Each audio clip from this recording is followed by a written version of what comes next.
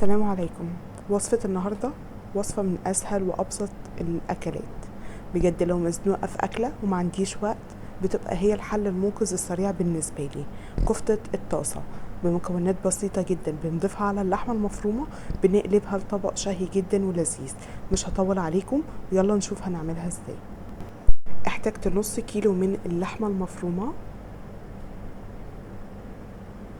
هضيف عليها بصلة كبيرة مبشورة أو مفرومة فرم ناعم. كمان هضيف عليها حوالي نص كوباية من البقدونس،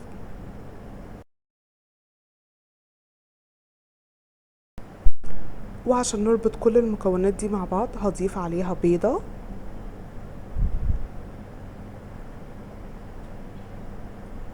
ولتعزية النكهة كمان هنضيف عليها معلقة كبيرة من الثوم المفروم. وعشان نتأكد بقى ان هي مش هتفك مننا هضيف نص كوباية من البقسماط المطحون.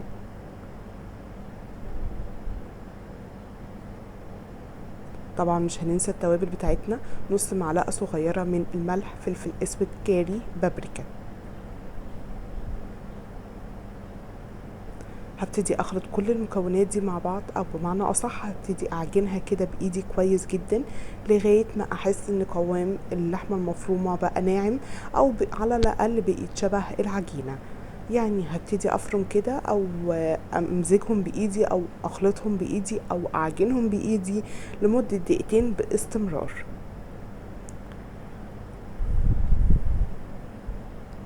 بعد ما بخلص بقى واحس ان هي خلاص كل المكونات دخلت في بعض وبقت شبه العجينة فعلا، هدخلها التلاجة لمدة نص ساعة قبل ما اشتغل فيها. بعد النص ساعة هيبقى جنبي بولة صغيرة فيها شوية من الزيت، وكمان اللحمة المفرومة جنبي، او بمعنى اصح الكفتة جنبي. هدهن ايدي بمسحة من الزيت، وهاخد حوالي قطعة من اللحمة المفرومة في حجم مثلا يا جماعة نقول التفاحة مثلا صغيرة. هبتدي اكورها كده، وهبتدي بقى اشكلها باي شكل انتوا تفضلوه، شكل مدور، مستطيل، مربع، اي شكل انتوا تفضلوه والسهل بالنسبه لكم تمام جدا. هكون محضره جنبي صينيه او طبق كبير ممسوح بمسحه من الزيت كويس، وبعد ما بخلص تشكيل الكفته بحطه عليه.